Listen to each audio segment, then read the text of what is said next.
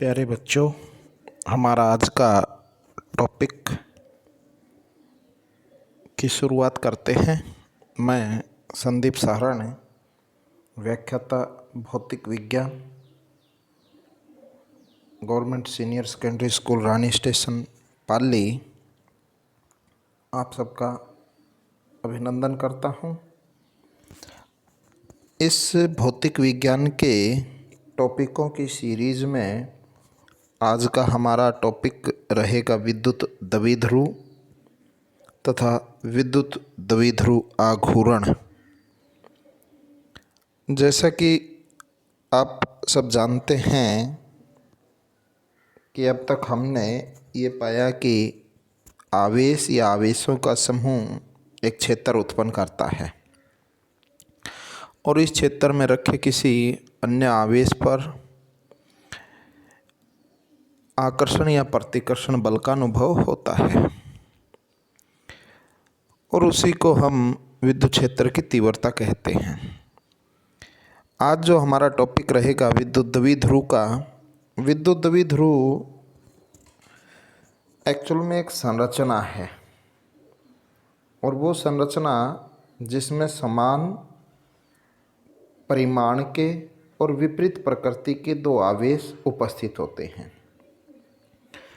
जैसे ये एक आवेश है Q प्लस का और ये आवेश है माइनस का Q। आप देखेंगे कि दोनों के दोनों का मान Q है, यानी Q कूलाम है, लेकिन एक प्लस का है और एक है माइनस का, एक धनात्मक है और एक ऋणात्मक, प्रकृति विपरीत है और इनके केंद्रों के बीच में कोई न कोई दूरी है, दैट इज 2L, ये दूरी है। यानी समान परिमाण व विपरीत प्रकृति के दो आवेश किसी अल्प दूरी पर हों, ये अल्प दूरी है। तो इस संरचना को हम क्या कहेंगे? इस संरचना को हम विद्युत द्विध्रुव कहेंगे।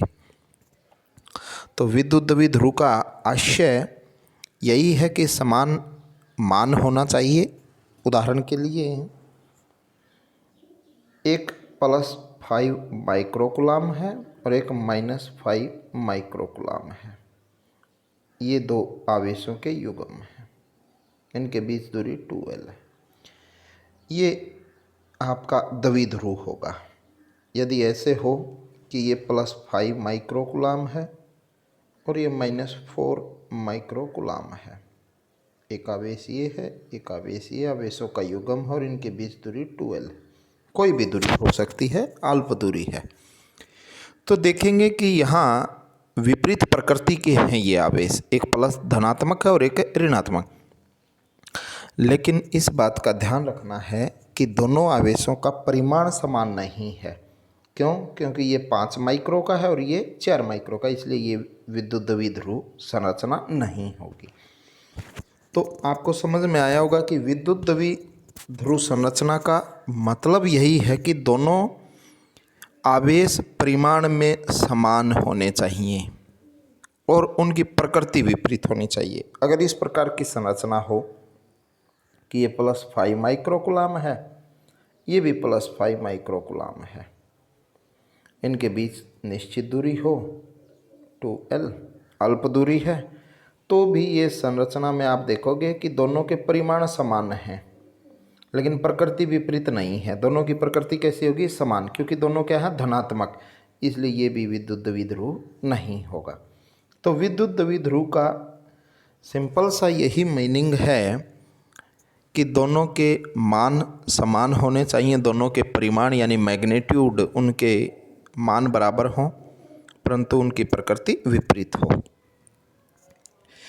उस संरचना को हम विद्युत द्विध्रुव कहते हैं। और विद्युत द्विध्रुव भौतिक राशि नहीं है, ये केवल एक संरचना मात्र है। ये एक प्रकृति को प्रदर्शित करता है, संरचना को प्रदर्शित करता है। उसके बाद आता है विद्युत द्विध्रुव आघूर्ण। अब ये कहता है कि किसी भी आवेशों के युग्म दे रखे हों हमने, जैसे ये प्लस का 5 था और ये माइनस का 5 था, ये दो आवेश थे, इनको ये रेखा मिलाएगी। इन दोनों आवेशों को मिलाने वाली जो ये रेखा होती है ना, इसको बोलते हैं द्विध्रुव की अक्ष बोलते हैं हम इसको, ये ध्यान रखना, द्विध्रुव की अक्ष बोलते हैं, दोनों आवेशों को मिलाने वाली रेखा। और ये भी ध्यान रखना कि इन दोनों आवेशों को मिलाने वाली रेखा है, इसके मध्य बिंदु के लंबवत जो रेखा गुजरेगी, मध्य बिंदु से गुजरनी चाहिए, यानी इसके केंद्र से, द्विध्रुव के केंद्र से जो ये लंबवत रेखा गुजरेगी इसको बोलते हैं निरक्षीय रेखा। निरक्षीय रेखा, इक्विटोरियल लाइन बोलते हैं। तो इस बात का भी ध्यान रखना है कि अक्ष कौन सी होती है और निरक्ष कौन सी होती है। अक्ष तो वो रेखा है जो दोनों आवेशों को मिलाएगी, और जो दोनों आवेशों को मिलाने वाली अक्ष के लंबवत गुजरने वाली रेखा को हम क्या कहेंगे? निरक्षकीय रेखा। विद्युत द्विध्रुव आघूर्ण एक भौतिक राशि है। क्या है ये? एक भौतिक राशि। जैसे हम बात करते हैं कि ये विद्युत द्विध्रुव लिया था हमने, ये प्लस क्यू और ये हम, जैसे ये एक आवेश क्यू है, ये हमारा दूसरा आवेश है माइनस क्यू, सॉरी, ये एक आवेश है प्लस क्यू और ये है माइनस क्यू। इन दोनों को मिलाने वाली रेखा, इनके बीच की दूरी होगी 2L। तो जो विद्युत द्विध्रुव आघूर्ण है, ये इन दोनों आवेशों में से किसी भी एक आवेश का परिमाण लेना है, किसी भी एक आवेश का, चाहे प्लस वाले का ले लो चाहे माइनस, क्यों? परिमाण दोनों के बराबर हैं। एक आवेश का परिमाण, ये हम परिमाण से को प्रदर्शित कर देंगे। और इन दोनों आवेशों के बीच की दूरी कितनी है? 2L गुणा में 2L, यानी ये जो गुणनफल आएगा हमारा, ये एक नई भौतिक राशि को प्रदर्शित करेगा। यानी किसी विद्युत द्विध्रुव के एक आवेश का परिमाण व इन दोनों आवेशों के मध्य दूरी के गुणनफल को विद्युत द्विध्रुव आघूर्ण कहते हैं। आप देखेंगे कि विद्युत द्विध्रुव आघूर्ण एक भौतिक राशि है, जबकि विद्युत द्विध्रुव भौतिक राशि नहीं है। विद्युत द्विध्रुव क्या है? एक संरचना है, और विद्युत द्विध्रुव आघूर्ण क्या है? एक भौतिक राशि है। इस बात को नोट करेंगे। और जो ये विद्युत द्विध्रुव आघूर्ण है, इस भौतिक राशि को P से प्रदर्शित करते हैं। P के ऊपर ऐसे निशान लगा देंगे हम, तीर का निशान। ये किसको प्रदर्शित करेगा? सदिश राशि को। यानी विद्युत द्विध्रुव आघूर्ण एक सदिश राशि है। और इसका मात्रक क्या होगा? P का सूत्र क्या हो गया? Q का परिमाण 2L। 2L क्या है? यहाँ विस्थापन है, ये विस्थापन, ये विस्थापन है। और ये क्या है? आवेश। ये तो अदिश राशि है, विस्थापन क्या होता है? सदिश राशि। तो अब देखिए, इसका मात्रक निकालना हमने द्विध्रुव आघूर्ण का। ये ध्यान रखें, विद्युत द्विध्रुव का कोई भी विमा सूत्र या कोई भी मात्रक नहीं होता, विद्युत द्विध्रुव का नहीं होता। विद्युत द्विध्रुव आघूर्ण इसकी भौतिक राशि है, इसका होता है। तो आवेश का क्या होगा? आवेश का कूलाम, क्या हो जाएगा? कूलाम। और दूरी का क्या हो गया? विस्थापन का मीटर। तो इसका मात्रक क्या हो जाएगा? ये मैंने लिख दिया, कूलाम मीटर। और विमा सूत्र कैसे निकालोगे? विमा सूत्र निकालने का अपने पास सिंपल है, ये कूलाम है और ये है गुणा में मीटर। देखिए कूलाम क्या था? AT। हमने विमा सूत्र पहले निकाला था आवेश का, A × T। A एम्पियर है धारा का मात्रक, और T यहाँ पर है समय, इनटू मीटर का क्या होता है? L। तो तीनों की घात कितनी है? 1 1। तो क्या बन जाएगा? M0 L1 T1 A1। ये इसका विमा सूत्र हो जाएगा। अब हमने बात की कि विद्युत द्विध्रुव आघूर्ण एक सदिश राशि है। सदिश राशि है तो इसकी दिशा क्या होगी? इसकी दिशा ऋण आवेश से, जैसे ये एक प्लस क्यू है, ये माइनस क्यू है, तो ऋण आवेश से धन आवेश की ओर इसकी दिशा होती है। इस बात को भी ध्यान रखेंगे। अब हम बात करते हैं कि ये जो हमने P की वैल्यू निकाल ली है, P का मान जितना अधिक होगा, ये समझ लेना कि द्विध्रुव उतना ही शक्तिशाली होगा। अर्थात विद्युत द्विध्रुव की शक्तिशाली होने का मान, उसकी स्ट्रेंथ, इस बात पर निर्भर करेगी कि विद्युत द्विध्रुव आघूर्ण का मान कितना है, यानी P का मान कितना। P का मान अगर अधिक होगा तो द्विध्रुव अधिक शक्तिशाली होगा, P का मान कम होगा तो द्विध्रुव कम शक्तिशाली होगा। इसके बाद एक इसका एसआई मात्रक, हमने ये कूलाम मीटर तो पढ़ लिया, एक और मात्रक होता है इसका जिसको बोलते हैं डी बाई, ये भी आपको याद होना चाहिए, डी बाई। और ये एक डी बाई किसके बराबर होता है? 3.3 गुणा में 10⁻³ कूलाम मीटर के बराबर होता है डी बाई, ये याद रखें। और ध्यान रखना इसका मात्रक इंग्लिश में लिखना हो, मैं 3 बातें बताता हूँ आपको, उन तीनों में आप अंतर स्पष्ट करना। 3 बातें क्या क्या? कि इसका मात्रक हम ऐसे लिखें कूलाम मीटर, या ऐसे लिखें कूलाम मीटर, या ऐसे लिखें कूलाम मीटर, 3 तरीके हैं। बात ध्यान रखेंगे, ये कूलाम मीटर नहीं है, ये सेंटीमीटर बोला जाएगा। क्या कहा जाएगा? ये सेंटीमीटर। इसलिए सेंटीमीटर किसका मात्रक होता है? दूरी का। इसलिए ये कूलाम मीटर नहीं है, ये द्विध्रुवा गुणन का मात्रक नहीं, ये गलत होगा। ये मीटर कूलाम नहीं, भौतिकी विज्ञान की भाषा में इसको मिली कूलाम बोलते हैं। ये m क्या होता है? मिली, जिसकी मात्रक मान होता है 10⁻³ तो मिली कूलाम यानी 10⁻³ कूलाम, ये किसका मात्रक हो गया? आवेश का। इसका मतलब ये भी द्विध्रुवा गुणन का मात्रक लिखना सही नहीं होगा। तो कौन सा लिखेंगे? ये C-m यानी कूलाम हाइफन मीटर। तो इस बात को भी नोट करें कि इस मात्रक को CM ऐसे लिखा जाता है। अब हम इसके बारे में और भी बात करते हैं कि हम जानते हैं कि कोई भी परमाणु होता है, ये आपका एक परमाणु का हमने चित्र बना लेते हैं, इमेजिनरी कर लिया। ये बीच में इसके नाभिक होता है, N+P होते हैं इसमें, न्यूट्रॉन प्लस प्रोटॉन। और इसके बाहर कौन घूमते हैं? ये ऐसे इलेक्ट्रॉन घूमते हैं। तो किसी भी परमाणु में नाभिक धन आवेश होता है। ये क्या होता है? धन आवेशित नाभिक होता है। और इसके जो बाहर इलेक्ट्रॉन होते हैं, ये इलेक्ट्रॉन कैसे होते हैं? ये ऋण आवेशित कण होते हैं। तो इसका मतलब इस बात का भी हमें पता है कि परमाणु में इलेक्ट्रॉन की संख्या और प्रोटॉन की संख्या समान होती है। और जब दोनों ही संख्या समान होगी तो इसका मतलब क्या हो गया? परमाणु उदासीन होगा। परमाणु में इलेक्ट्रॉन का द्रव्यमान के अंदर और प्रोटॉन का द्रव्यमान के अंदर एक ही बिंदु पर होने के कारण, जिसको क्या बोलते हैं? समपाती। तो इसका द्विध्रुवा गुणन कितना हो जाएगा? 0। अब हम इसी आधार पर हम बात करते हैं कि जो हमारे अणु बनते हैं, परमाणु से क्या बनेंगे? अणु बनेंगे। जब परमाणु से अणु बनेंगे तो उस समय क्या होगा कि जब किसी अणु को बाह्य विद्युत क्षेत्र में रख दिया जाए, ये बाह्य विद्युत क्षेत्र लगा दिया, तो इसके क्या होंगे? नाभिक और बाहर के इलेक्ट्रॉन या ऋणात्मक और धनावेशित नाभिक विपरीत दिशा में गमन करेंगे। ये धनावेश है तो माइनस की ओर चला जाएगा, इलेक्ट्रॉन इधर चले जाएंगे। तो क्या होगा? इलेक्ट्रॉन और नाभिक यानी प्रोटॉन के बीच में अल्प विस्थापन हो जाएगा। एक साइड प्रोटॉन हो जाएंगे, एक साइड इलेक्ट्रॉन हो जाएंगे, और इनके बीच में कोई ना कोई दूरी आ जाएगी। तो दोनों क्या है? समान आवेश परिमाण में है, प्रकृति में विपरीत है, और इनके बीच दूरी कोई ना कोई अल्प दूरी होगी। तो ये किसकी तरह काम करेगा? द्विध्रुव की तरह। तो यहाँ हम 2 प्रकार के अणु की बात करते हैं। अणु 2 प्रकार के, एक तो ध्रुवीय और एक अध्रुवीय।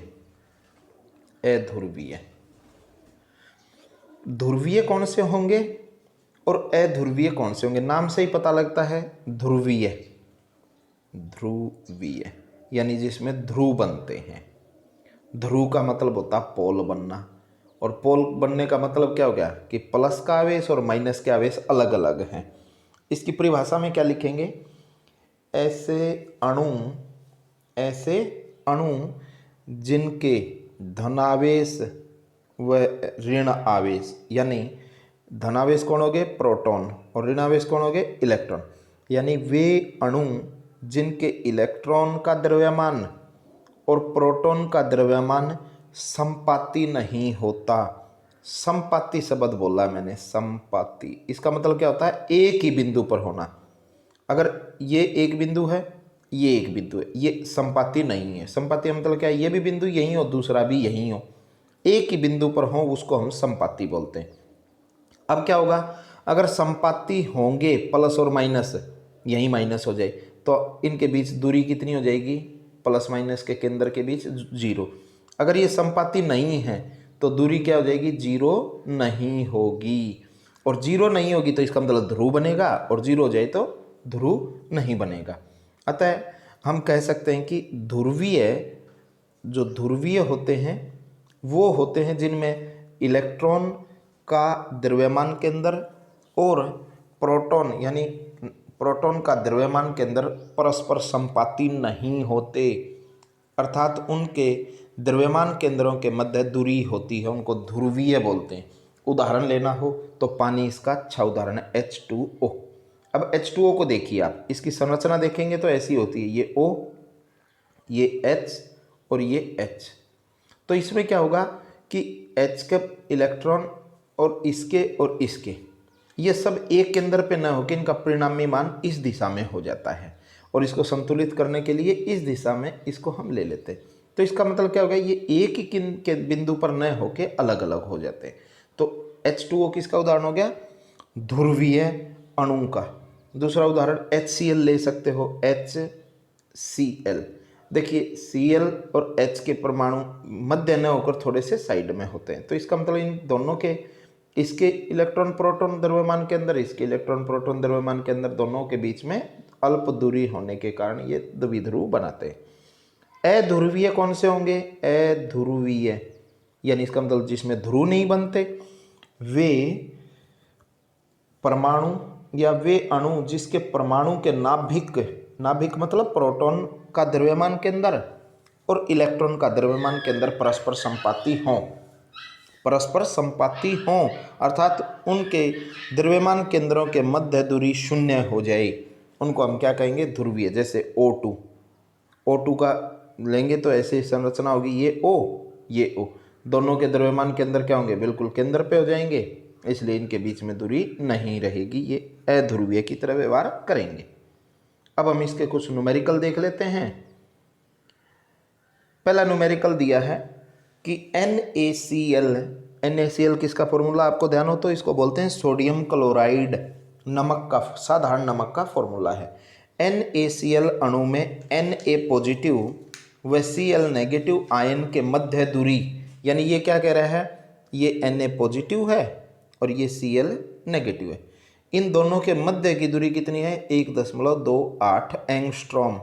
एंगस्ट्रॉम क्या होता है? 10⁻10 मीटर के बराबर होता है 1 एंगस्ट्रॉम। ये दूरी दे दी। ये देखिए, इसके ऊपर प्लस आवेश है, इसके ऊपर माइनस आवेश है, दोनों क्या हैं? समान प्रकृति के हैं। क्यों? क्योंकि सोडियम ने एक इलेक्ट्रॉन दिया, किसको? क्लोरीन को, तो एक इलेक्ट्रॉन का स्थानांतरण हुआ। इसके ऊपर प्लस का इलेक्ट्रॉन का बराबर चार्ज है, उसके ऊपर माइनस इलेक्ट्रॉन के बराबर माइनस का चार्ज है। तो हमें पता लग गया। और क्या कहता है? विद्युत द्विध्रुव गुण ज्ञात कीजिए। P क्या हो जाएगा? Q × 2a या 2l। ये तो दूरी होगी, दूरी कितनी है? 1.28। और आवेश कितना लोगे? इलेक्ट्रॉन के बराबर। कोई भी एक आवेश लेना तो P बराबर क्या हो गया? पहले तो सूत्र लिखेंगे, सूत्र लिखोगे तो क्या बन जाएगा? E × 2l, ये फॉर्मूला हो गया। E का मान कितना रखोगे? 1.6 10⁻⁻19। ये आपको ध्यान होना चाहिए, इलेक्ट्रॉन का आवेश। और दूरी कितनी दे रखी है? 2l, पूरे का मान है, ऐसे मत सोचना। देखिए अक्सर एक गलती कर देते हैं बच्चे, ऐसे लिख देते हैं कि 2 × दूरी ये दे रखी है। नहीं, ये बात ध्यान रखना बेटा, ये 2l पूरी दूरी को ही प्रदर्शित करता है। ऐसा नहीं है कि l का मान है ये 1.28 एंगस्ट्रॉम किसका मान है? 2l का, पूरे का। तो इसलिए हमें इसके मान रखते हुए इस बात का ध्यान रखें कि 1.6 10⁻⁹ इंटू 2l की जगह आएगा 1.28 × 10⁻⁻10। जब आप इसकी गुना करेंगे तो आप पाएंगे 2.048 10⁻19 ये है, और 10 ये है, -29। ये आपका आगे लिख देंगे इसका मात्रक कूलाम मीटर। तो मैं एक बार फिर आपको बता दूं कि जो हम सूत्र में लिखते हैं Q इंटू 2L, ये 2L का मतलब ये पूरी दूरी से है। हम 2L इसलिए लेते हैं कि किसी भी द्विध्रुव से जो दूरी मापी जाती है द्विध्रुव से किसी भी बिंदु की, ये -Q ये +Q, तो उसके केंद्र से मापी जाती है। मैंने ये पूरी दूरी कितनी ले ली 2L। अगर मैं इसको L ले लेता तो बाद में ये दूरी, अब 2L ले ली तो ये कितनी होगी L, और ये भी कितनी होगी L। अगर इसको मैं 2L लेता तो ये L/2 लेनी पड़ती, L/2 लेनी पड़ती, ऐसे करके, और ये क्या है बटे की संख्या आ जाती है, हमें समस्या होती है। इसलिए हम अपनी आसानी के लिए इसको 2 गुना पहले ले लेते हैं ताकि ये दूरी आधी बन जाए।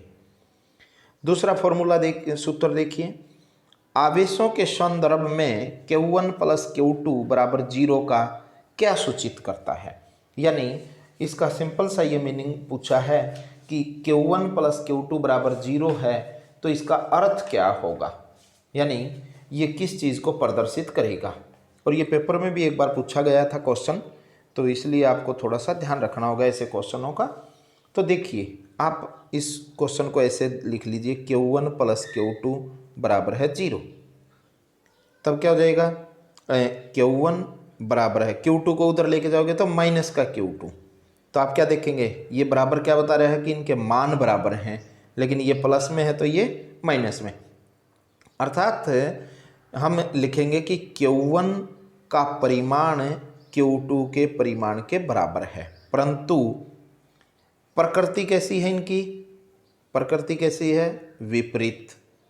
विपरीत का मतलब हो गया एक प्लस का है एक माइनस का है। ये परिभाषा किसकी है, नोट करें, नोट करके देखो। परिमाण समान हो और प्रकृति विपरीत हो तो क्या कहलाएगा, वो विद्युत द्विध्रुव। तो हम कहेंगे कि यह समीकरण इस बात को प्रदर्शित करता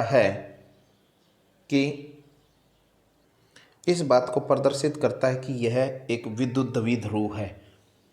और दूसरा ये भी बताता है ये कि आवेश संरक्षण नियम को, क्योंकि इधर का मान देखो Q1 और Q2 का आवेश बराबर है 0, यानी समान व विपरीत प्रकृति के आवेश हैं, तो इसका मतलब कुल आवेश कितना हो गया, निकाय का 0। तो आवेश संरक्षण नियम को भी प्रदर्शित करता है। अब हमारा जो नेक्स्ट टॉपिक बहुत इम्पोर्टेंट, पेपर के लायक है और पेपर में अक्सर पूछा जाता है। 2 क्वेश्चन बनते हैं विद्युत द्विध्रुव के, कि विद्युत द्विध्रुव के कारण विद्युत क्षेत्र की तीव्रता ज्ञात करनी है। देखिए, जब भी आवेश होगा तो उसके चारों ओर उसका एक क्षेत्र बनेगा जिसमें वो किसी अन्य आवेश पर प्रभाव डालेगा। एक से अधिक आवेश हैं, मान लीजिए एक ये आवेश है एक ये आवेश है, तो इन दोनों की प्रकृति होगी कि इस, मान लीजिए ये ए बिंदु है तो इसके भी क्षेत्र में आता होगा तो ये भी इसके ऊपर प्रभाव डालेगा। इस आवेश के क्षेत्र में आता होगा तो इस ए बिंदु पर ये भी प्रभाव डालेगा। तो हम ये कह सकते हैं कि कोई भी आवेश है उसके चारों ओर जो क्षेत्र उसमें उपस्थित किसी भी आवेश पर उसके कारण एक बल का अनुभव होगा, जिसको हम क्या कहेंगे, उस एकांक परीक्षण आवेश पर लगने वाले बल को हम विद्युत क्षेत्र की तीव्रता कहेंगे। तो क्या है कि आज जो हमारा टॉपिक है द्विध्रुव के कारण, तो ये एक विद्युत द्विध्रुव है, ये +Q है ये -Q है। तो देखिए इसमें 2 केस बनेंगे। ये जो इन दोनों आवेशों को मिलाने वाली रेखा है AB, इसको बोलते हैं हम अक्षीय रेखा। इस अक्षीय रेखा के दोनों ओर, इधर भी और इधर भी, यानी जैसे ये है Q माइनस का प्लस का, तो इसके इधर की साइड देख लो या इस साइड, यानी दाईं ओर या बाईं ओर होना चाहिए अक्ष के अनुदिश, इस बिंदु पर इस बिंदु पर इस बिंदु पर, इधर बाईं ओर इस बिंदु पे इस बिंदु पे इस बिंदु पे, कहीं भी हम इस द्विध्रुव के कारण विद्युत क्षेत्र की तीव्रता ज्ञात कर सकते हैं। ये स्थिति कौन सी है, अक्षीय, इसलिए इसको हम क्या बोलेंगे, अक्षीय स्थिति में विद्युत क्षेत्र की तीव्रता। ये हमारा टॉपिक है। दूसरा क्या केस क्या हो सकता है, इस अक्षीय के लंबवत, ये हमारी अक्ष हो जाए, ये लंबवत है, केंद्र से गुजरती है, लंबवत है, ये कौन सी है, निरक्षीय। निरक्षीय निरक्षीय रेखा में यहाँ हो, इस बिंदु पे, इस बिंदु पे, इस बिंदु पे, नीचे की साइड में यहाँ यहाँ यहाँ ए बी सी किसी भी बिंदु पर, यहाँ भी हम विद्युत क्षेत्र की तीव्रता ज्ञात कर सकते हैं। और अक्षीय स्थिति में, यानी इसके कारण दो स्थितियां बनती हैं कि हम विद्युत क्षेत्र की तीव्रता किसी द्विध्रुव की अक्षीय स्थिति में ज्ञात करें या निरक्षकीय में। और बोर्ड परीक्षा में अक्सर देखा गया है कि किसी साल अक्षीय स्थिति में व्यंजक पूछते हैं, किसी साल निरक्षकीय स्थिति में व्यंजक पूछते हैं। इसलिए पेपर के अकॉर्डिंग ये बहुत इंपॉर्टेंट टॉपिक है जिसकी अब हम चर्चा करेंगे। ये देखिए, मैंने एक चित्र लिया है यहाँ पे। ये एक द्विध्रुव आघूर्ण है हमारा, या एक द्विध्रुव संरचना है जिसके ए बिंदु पर आवेश है। ये ऐसे है, एक ए बिंदु लिया है मैंने, एक बी बिंदु लिया। ए बिंदु पे प्लस क्यू आवेश है, बी बिंदु पे माइनस क्यू आवेश है। ध्यान देना, दोनों समान परिमाण के हैं लेकिन इनकी प्रकृति भिन्न है, इसलिए ये क्या हो गया, एक द्विध्रुव। इसका ये मध्य बिंदु हो गया के अंदर O, और इन दोनों आवेशों के बीच की दूरी कितनी होगी, 2L। तो ये L होगी और ये भी O से A L और O से B भी L। हम क्या चाहते हैं, इसी अवस्था में यहाँ अक्षीय स्थिति में कोई बिंदु P ले लिया हमने, ये बिंदु है P। और मैंने ऊपर आपको एक बात बोली थी कि किसी भी बिंदु की दूरी हम द्विध्रुव के केंद्र से मापते हैं, इससे मापेंगे। और द्विध्रुव के केंद्र से P बिंदु की दूरी हमने R ले ली। अब हमारे पास आवेश कहाँ रखे हैं, एक तो यहाँ रखा है A पे, एक B पे रखा। इस P बिंदु पर हमने तीव्रता निकालें, विद्युत क्षेत्र की तीव्रता, तो आप ध्यान देंगे तो प्लस Q के कारण भी विद्युत क्षेत्र की तीव्रता होगी और माइनस Q आवेश के कारण भी विद्युत क्षेत्र की तीव्रता होगी। इन दोनों के प्रभाव को हम देखेंगे। जैसा मैंने यहाँ लिखा है कि माना एक विद्युत द्विध्रुव ए बी, जो ये ए बी द्विध्रुव है, जिस पे आवेश कितने हैं, एक प्लस का क्यू है और एक माइनस का क्यू कूलम है, एक दूसरे से 2L मीटर दूरी पर है। इन दोनों के बीच की दूरी कितनी है, 2L। किसी ऐसे माध्यम में रखे हैं जिसका प्रवैधुतांक K है, यानी निर्वात के में होगा तो K का मान 1 रख देंगे, तो वो माध्यम अपना कौन सा हो जाएगा, निर्वात हो जाएगा। अगर हम निर्वात के अलावा किसी अन्य माध्यम की बात करें तो K रख लेंगे। मैंने यहाँ किसी अन्य माध्यम की बात की है, इसलिए मैंने प्रावैधुतांक कितना ले लिया, K ले लिया। और ये कहता है इस अक्ष की द्विध्रुव के मध्य बिंदु O से R दूरी पर, क्योंकि मैंने बताया कि मध्य बिंदु ये है O, यहाँ से मापी जाती है दूरी किसी बिंदु P की।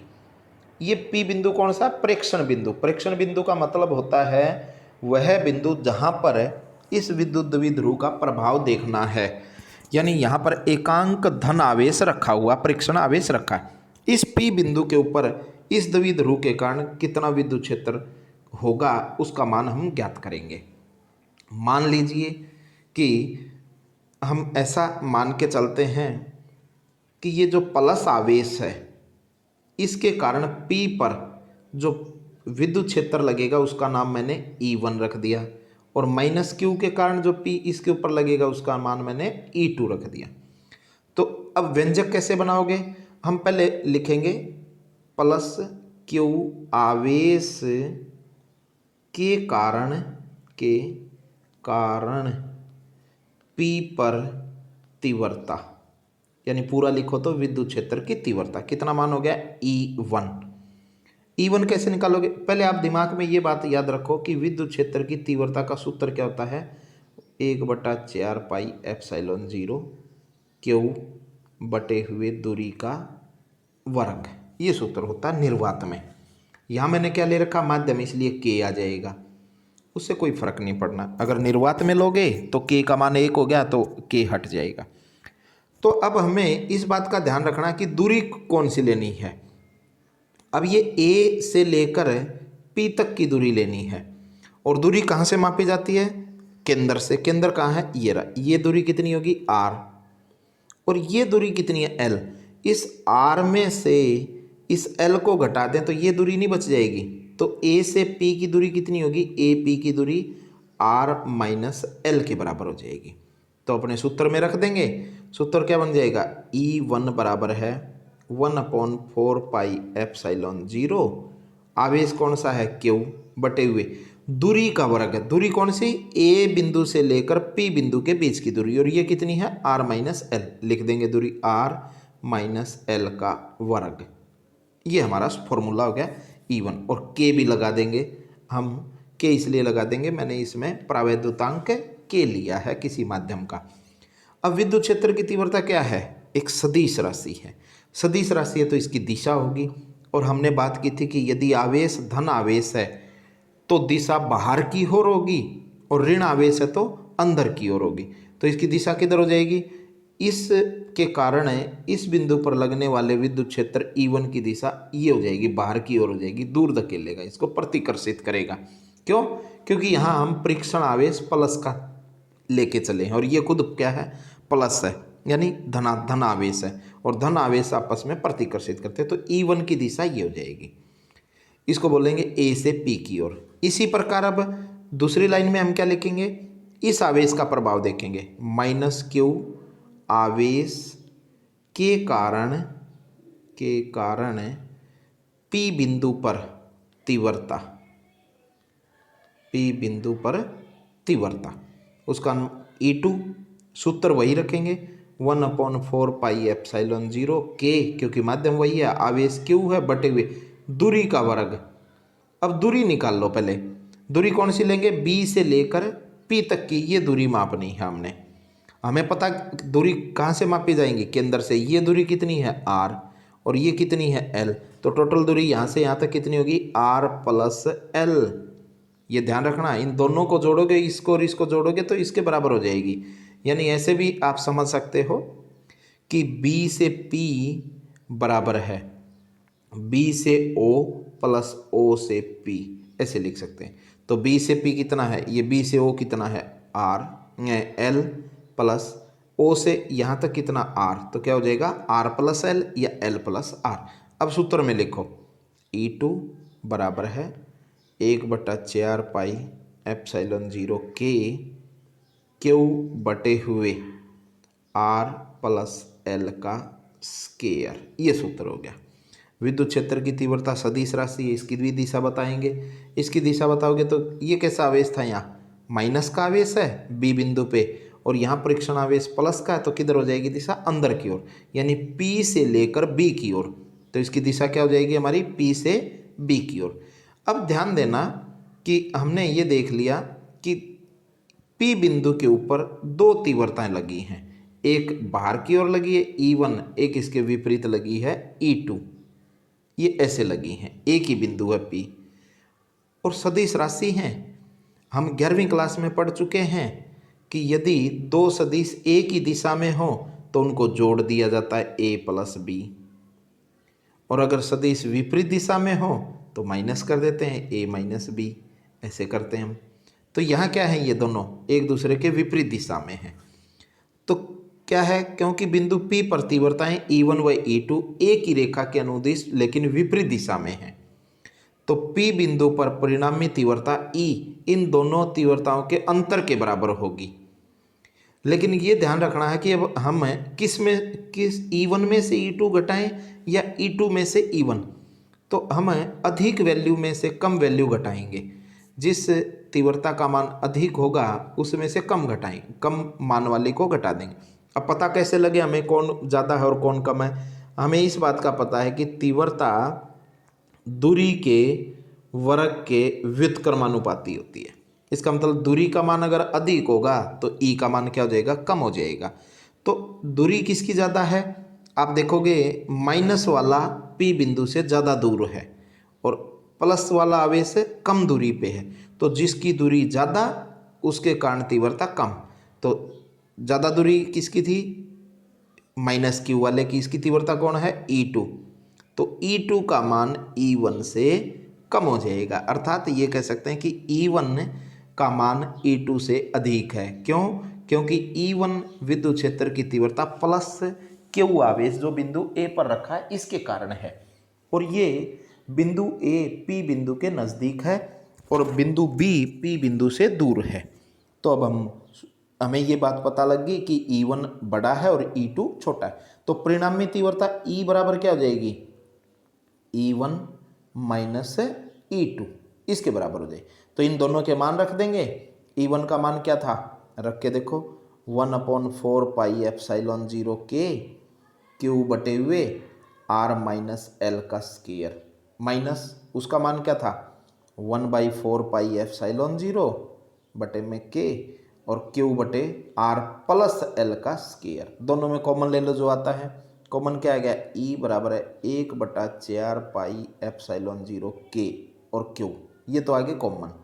अंदर क्या बचेगा, इधर तो हो गया R माइनस एल का स्क्वायर घटा 1/R प्लस एल का स्क्वायर। अब हम इनका लघुत्तम ले लेंगे। मैं आपको इस अंदर वाले भाग को सोल्व करके दिखा देता हूँ। तो बाहर तो क्या हो गया Q बटे 4πε0K, अंदर जब लघुत्तम लेंगे तो क्या हो जाएगा R माइनस एल का वर्ग और R प्लस एल का वर्ग। इधर तो क्या आ जाएगा R प्लस एल का वर्ग घटा R माइनस एल का वर्ग। ये आपका यहाँ तक समीकरण आ जाएगा। अब इसको हल कैसे करोगे, ये देखोगे भाग है तो a प्लस बी का होल स्क्वायर है।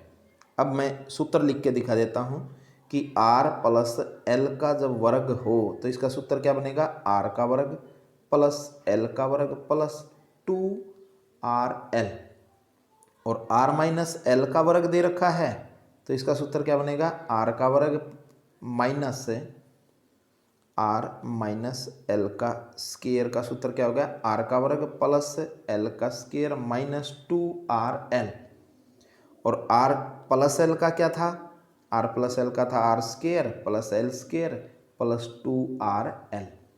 अब करना क्या है, इसमें से इसको घटाना है। जब इसमें से इसको घटाओगे तो ऊपर वाले के चिन्ह पलट जाएंगे, ये माइनस का ये माइनस का ये प्लस का, ये कट गए ये भी कट गए, ये कितने रह गए 2RL, ये है 2RL प्लस का ये कितने हो गए 4RL। तो ये देख लीजिए जब इसको ऊपर वाले भाग को हल किया तो कितना आ गया 4RL। और नीचे वाले को सोल्व करके देखो, ये नीचे वाला कैसे आया ये भी बता देता हूँ मैं। देखिए हमने ये बात पढ़ी हुई है कि R प्लस एल का स्क्वायर गुणा में R माइनस एल का स्क्वायर, ऐसे लिख सकते हैं इसको R प्लस एल ब्रैकेट में R माइनस एल और पूरे का स्क्वायर, हम इसको ऐसे लिख सकते हैं। ये देखिए a plus B A minus B का सूत्र हो गया, तो R square minus L square और पूरे का होल स्क्वायर। क्योंकि हमें इस बात का पता है, ये हम छोटी क्लास में एक फॉर्मूला पढ़ के आए थे कि a प्लस बी ब्रैकेट में a माइनस बी हो तो सूत्र होता है a का वर्ग घटा b का वर्ग। तो हमने क्या लिख दिया, एक R प्लस एल था गुणा में एक R एल माइनस एल था, तो सूत्र क्या बन गया R square minus L square, और बाहर वर्ग था ही दोनों के तो वो वर्ग रख लिया। तो आप देखेंगे तो ये फॉर्मूला नीचे वाला बन जाएगा हमारा। तो ये हमारा हल करने के बाद क्वेश्चन हो गया। अब इसको हम ऐसे तोड़ सकते हैं, इसको कैसे तोड़ लेंगे, ऊपर E बराबर है Q ऐसे कैसा, ये 4RL है, इसको ऐसे तोड़ लो 2L और 2R, कोई फर्क नहीं पड़ना क्योंकि वही 4L हो गया बटे हुए नीचे क्या है 4πε0K ब्रैकेट में R square minus L square का स्क्वायर। अब ये देखो Q इंटू 2L किसके बराबर होता है, P के बराबर, क्योंकि हमारे द्विध्रुव ध्रुव आघूर्ण का सूत्र क्या था कि दोनों आवेशों में से किसी एक आवेश का परिमाण और उनके मध्य दूरी का गुणनफल। तो आवेश तो Q ले लिया और दूरी कितनी है उनके बीच में 2L, Q इंटू 2L क्या बन जाएगा हमारा P बन जाएगा। तो सूत्र क्या बन गया हमारा P ब्रैकेट में 2R बटे हुए 4πε0 और R square minus L square का होल स्क्वायर। ये आपका विद्युत क्षेत्र की तीव्रता, परिणामी विद्युत क्षेत्र की तीव्रता हो जाएगी।